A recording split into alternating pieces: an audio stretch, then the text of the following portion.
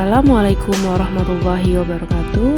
Saya Siska Febri Sonia, calon guru penggerak angkatan 11, asal SMP Karya Bangsa, Kota Depok, Jawa Barat, akan menyampaikan koneksi antar materi modul 2.3 tentang coaching untuk supervisi akademik.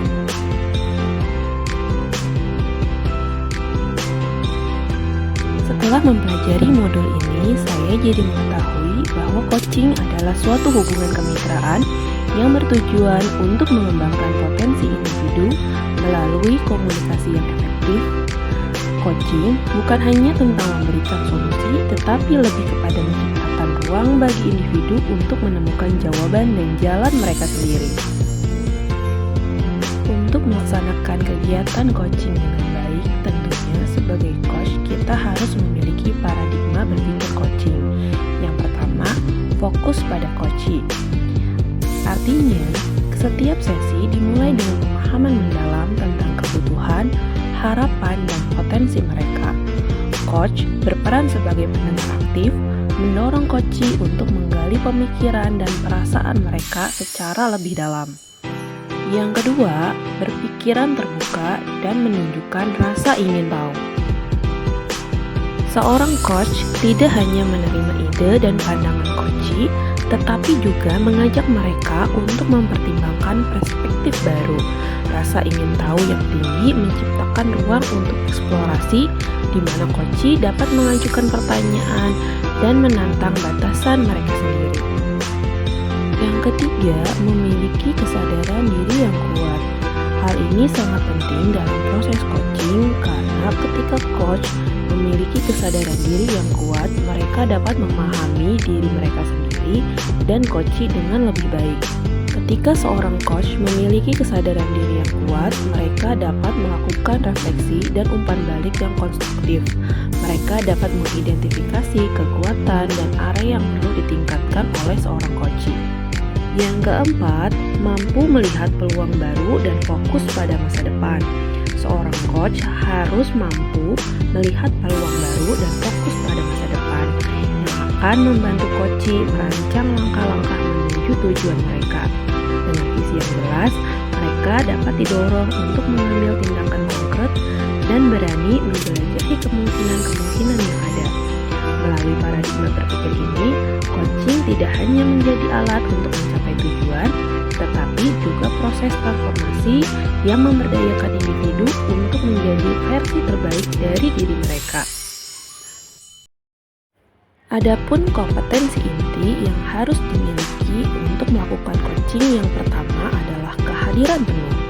Kehadiran penuh mencakup perhatian yang utuh dan fokus pada momen saat ini, sehingga coachee merasa didengar dan dihargai. Yang kedua, mendengarkan aktif. Keterampilan mendengarkan aktif memahami konteks emosi dan niat di balik apa yang dikatakan.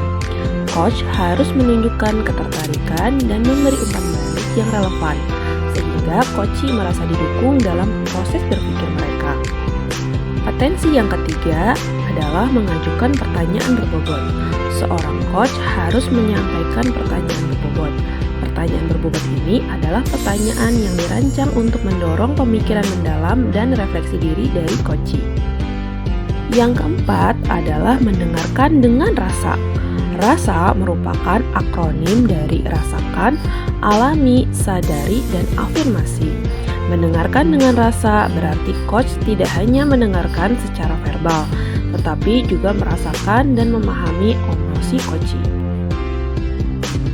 Agar kegiatan coaching dapat berjalan dengan baik dan mencapai hasil yang diinginkan, kita dapat menggunakan alur tirta dalam percakapan coaching.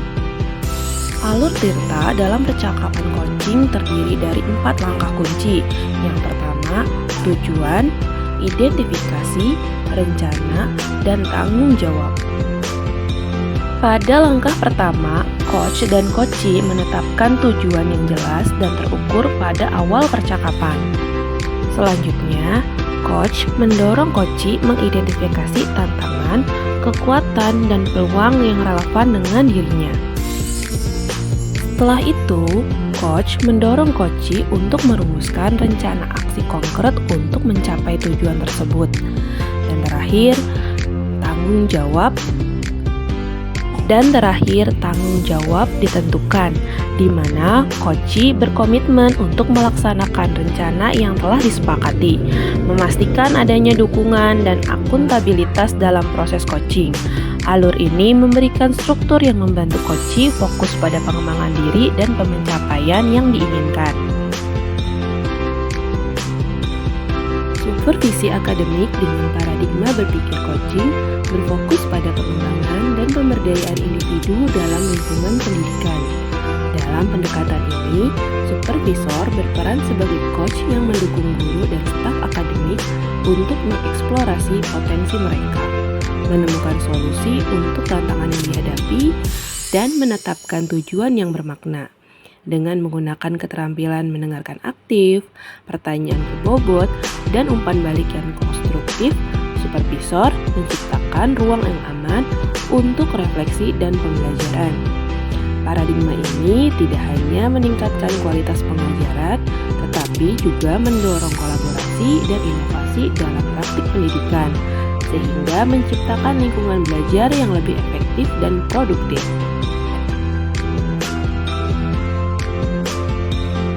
Keterkaitan antara peran sebagai coach dan pembelajaran berdiferensiasi sangat erat kaitannya.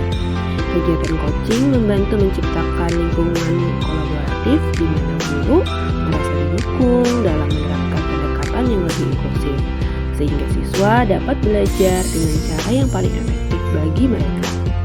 Melalui sesi coaching, saya berharap dapat memfasilitasi diskusi tentang strategi pembelajaran yang fleksibel, seperti penggunaan berbagai metode pengajaran, penugasan yang berbeda, dan penilaian yang beragam, sehingga membantu guru memahami pentingnya mengenali gaya belajar, minat dan kebutuhan siswa, serta merancang pengalaman belajar yang sesuai dengan keragaman tersebut. Selain itu, sebagai seorang coach di sekolah, peran saya adalah mendukung guru dalam mengintegrasikan pembelajaran sosial emosional ke dalam praktik pengajaran di kelas. Saya membantu guru memahami pentingnya keterampilan sosial emosional seperti empati, pengelolaan emosi, dan keterampilan komunikasi dalam membangun hubungan yang positif dengan siswa. Kegiatan coaching juga memungkinkan guru untuk merefleksikan dan mengembangkan strategi yang efektif dalam mengajarkan keterampilan sosial emosional kepada siswa. Saya juga berharap dapat membantu guru mengevaluasi praktik mereka dan merumuskan rencana aksi untuk meningkatkan keterlibatan siswa dalam pembelajaran sosial emosional.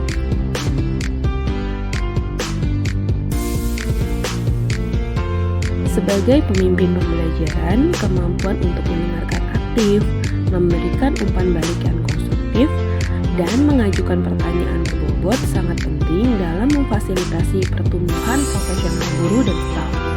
Kegiatan coaching juga memungkinkan pemimpin pembelajaran untuk menciptakan hubungan yang mendukung, di mana anggota tim merasa aman untuk berbagi tantangan dan aspirasi mereka. Dengan membangun kepercayaan, pemimpin pembelajaran dapat membantu guru merefleksikan praktik pengajaran mereka, mengeksplorasi pendekatan baru, dan menetapkan tujuan yang jelas. Selain itu, keterampilan coaching dapat membantu dalam menerapkan pembelajaran berdiferensiasi dan mendukung perkembangan sosial emosional siswa, yang semuanya akan berkontribusi pada budaya belajar yang lebih positif.